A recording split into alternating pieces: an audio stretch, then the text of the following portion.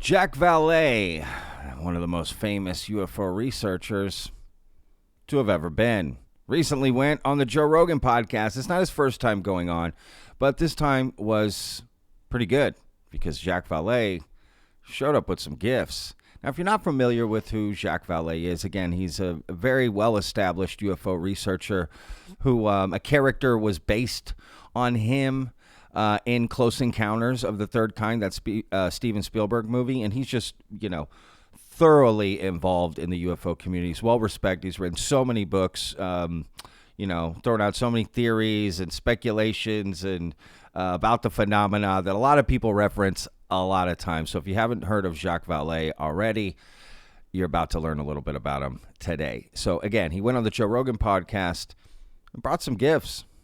What'd you bring? So this is something that the case was so interesting that Dr. Nolan and I and a couple of friends wrote it up and published it in the prime astronautics review in the world. Okay, it's so after it took a couple of years for them to agree to look at it and so on, to look at the analysis. This happened in a suburb of Omaha, Nebraska, but on the Iowa side. There is this town, a suburb with a park. This is about a week before Christmas in 1977. Okay? People are there having a good time in the park in the evening. It's getting dark and I want to make sure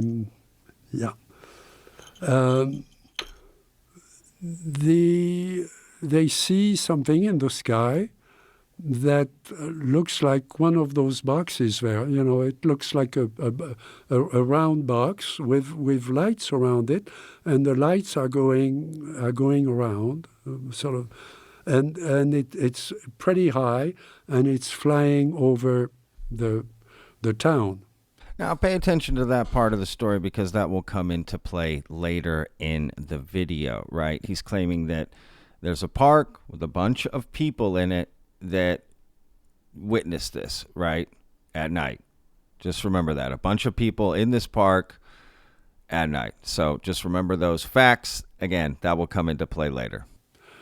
And then a mass of steel, liquid steel, falls in the park. It falls on a levee in the park. There is about half a ton of it, liquid, glowing. It has no business being there. So you have this mass of metal. Obviously, so they call the glowing. You say it's molten. Yes, so it's liquid, the weather hot. is freezing. We know the temperature and everything else. It's freezing. The grass is on fire around it. They call the firemen call the police gets there, and the firemen get there. They stop the fire. The fire is, would have died by itself. There's no problem there. They take pictures of the thing glowing. I have the pictures, infrared, Polaroid pictures of the thing glowing in the grass, burning. Liquid. And it's going to stay liquid for a couple of hours, and it cools down gradually. And then people take pieces of it as souvenirs. So I have the pieces of it, and there they are. Now, I don't know about you, but I haven't heard of this case from 1977 just outside Omaha, Nebraska. Guess what? I was born in Omaha, Nebraska in 1979. This takes place in Christmas. I was born in November. So just 2 years before I was born in the same place, this event occurs. That's kind of interesting. And he says he has photos, Polaroid photos, which, if anyone knows Polaroid cameras, not very good at taking pictures back in the day. So that's interesting. Especially you got to wait for it to come out. You got to shake it, That's where the term "shake it like a Polaroid picture" for any of you Outcast fans. That's what that comes from, right? So, all right, you're thinking, okay, you got photos of this, right? But then, boom, you've got pieces that this UFO dropped. Now, this is part of UFO lore that some craft allegedly dropped some sort of molten or something from their craft, and then those pieces cool, and we gather them, right? That is part of UFO lore, and there are quite a few cases of that particular thing happening. And I've always wondered, that's crazy. Why would these craft be you know what I mean? Dropping off like molten, like, but who knows? I don't know. So you got pieces of this, right? What's it made of? Now, there was analysis done by 2 labs. Obviously, the question is where did that come from? I mean, there is chromium, titanium, and iron, which you can find in ordinary steel, but this isn't really, the composition isn't exactly what you'd expect industrial steel to be. So one of the chemical analyses is done at the lab, for industrial steel. The investigators call the company. The company says, yes, we make steel. So we have furnaces, but we empty the furnaces. This is over a weekend. The factory is closed. There would be nobody there, and certainly no liquid steel in our factory so on that day. Half a ton of it. They have, yeah. This is a half a ton that they found sitting there. So this is kind of interesting. So he's saying that there's a factory nearby that does make steel, right? And this piece is essentially steel, as he'll get to. And that factory was closed because this event happened over the weekend. But they do empty their furnaces. And then Joe's like, oh, but they found a half a ton, which is 1,000 pounds. All right, that's a lot, I admit. But that also sounds like the type of weights you'd be pulling from these furnaces, right? So I don't know. That's interesting. I mean, there's one quick way to solve that, right? Get a piece from the pieces that the factory empties from the furnace, right? Get a piece from that and compare it to what you found, right? Is it similar? Is it the same? That seems like a pretty easy solution, which, as Jacques will explain here, I don't think that happened. And if it did happen, that seems like something you would talk about, right? That, hey, it didn't match. We got a piece and it didn't match, right? But if it did match, you're not going to bring it up. Or if you didn't even do it. And look, I admit it's 1977, right? So one investigator may not be able to pull all that off back then, right? So I don't know. This is interesting. Again, never heard of this case. So then they call the Strategic Air Command because B-52s fly over that town. B-52 is a big thing, and the people saw something in the sky. So maybe it was the Air Force. Politely laughs at them and says, we carry atom bombs, but we don't carry furnaces with molten steel. This is for you, by the way. This is for your special collection of weird things. Stuff. Yeah. This is essentially it's steel. There we go. So that's the area where the mass of steel glowing. And so this steel you can make on Earth. This is yes. It's a composite of bunch of different materials. Yeah. It's not exactly the steel that you would use in construction or but it is essentially steel.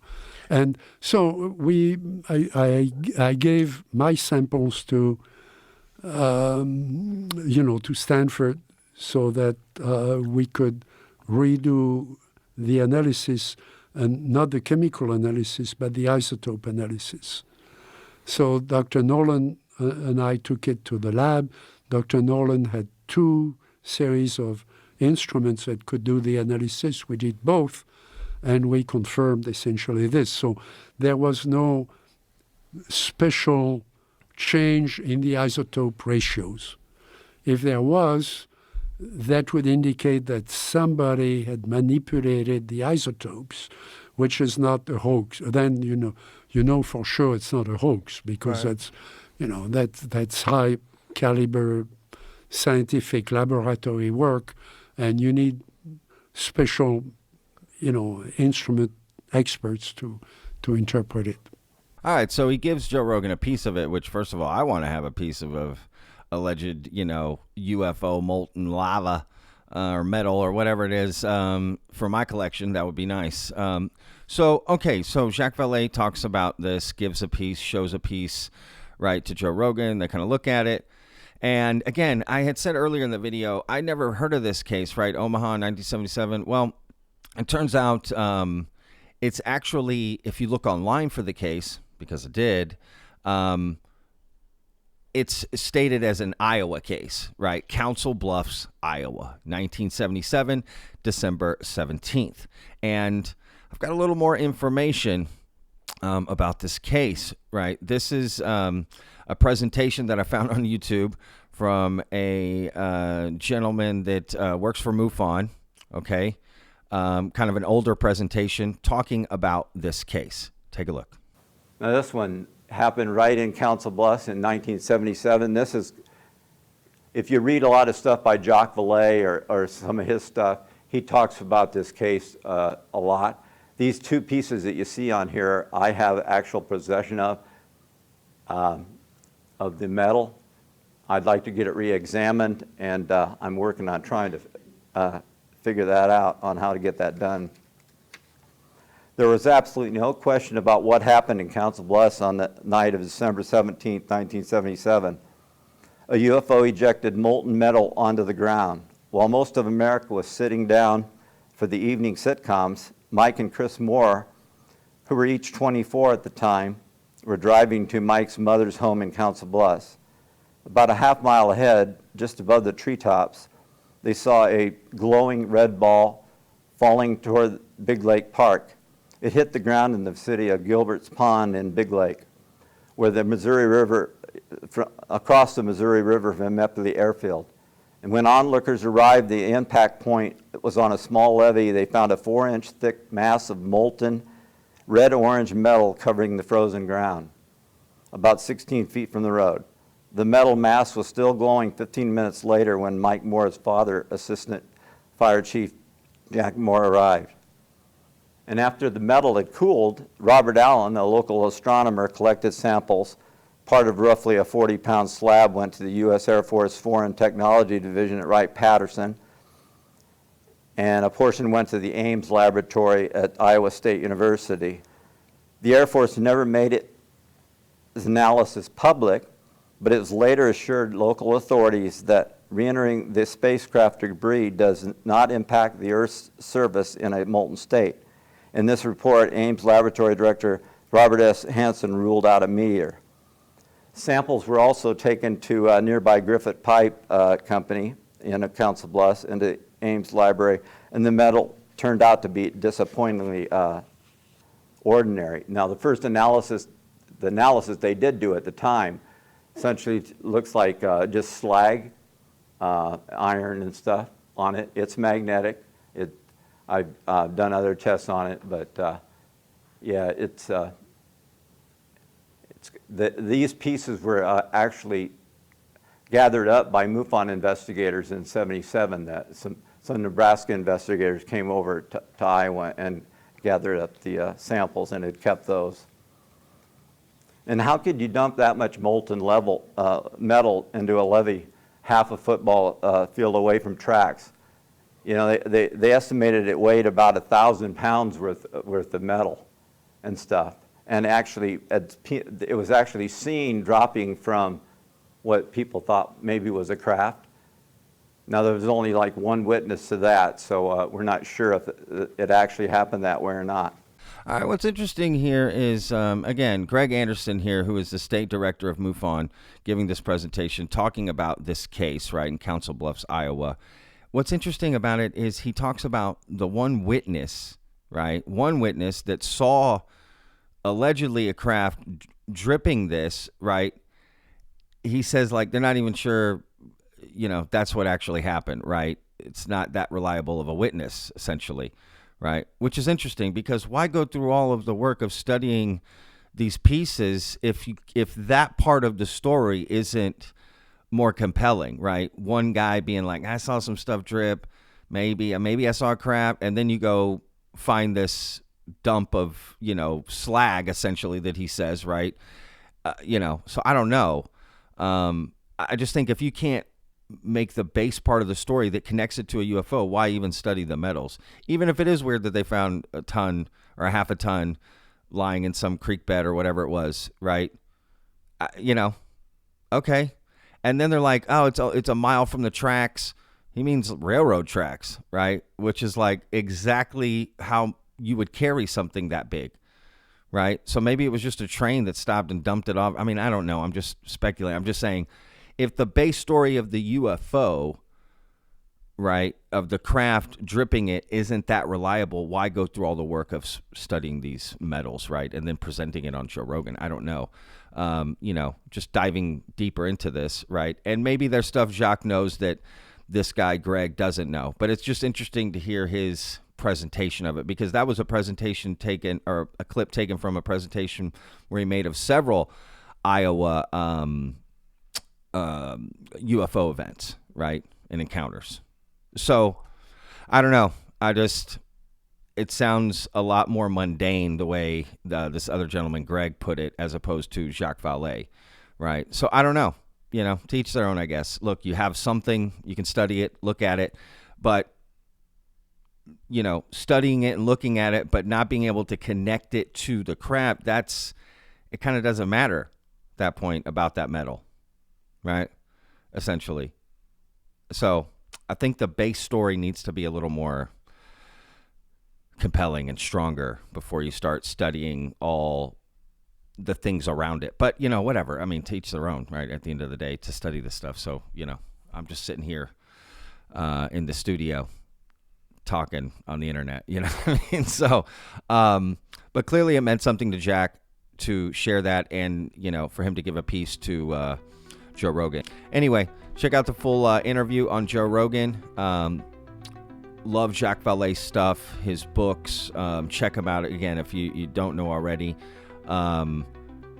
He's done so much work. He definitely deserves some respect in what he's brought to the field of ufology, right, and the work that he's done for sure.